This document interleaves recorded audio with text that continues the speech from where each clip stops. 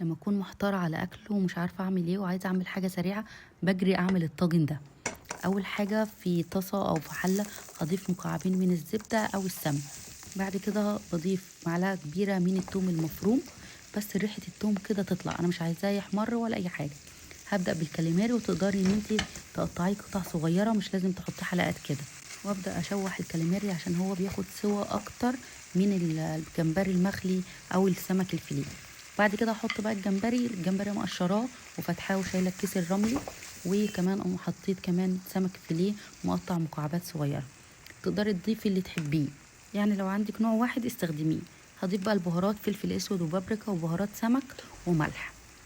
وهقلب ده كله بقى مع بعض وتشم الريحه، اجمل ريحه هتشميها. بعد كده هضيف معلقه كبيره من الدقيق، واخلط بقى كل ده مع بعضه كده لحد ما الدقيق يختفي. بعد كده بضيف بقى كوبايه من الكريمه، واللي ما عندكيش كريمه لا حاجه تضايقك ولا حاجه تعصبك استغني عنها خالص، وضيفي حليب بدل الكريمه. انا ضايفه هنا كوبايه كريمه. بعد كده ضفت شويه شوربه من الروز بتاعه الجمبري، عملت منهم شوربه وحطيت منها كوبايه شوربه.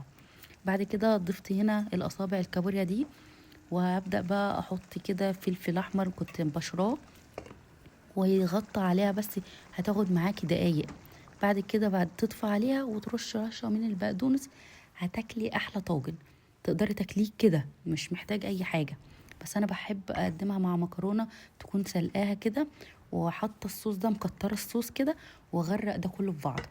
عايزه بقى تعملي حاجه خطوه تانية وتحطي جبنه موزاريلا وتدخلها الفرن، مفيش مشكله. بس انا بعشقها كده.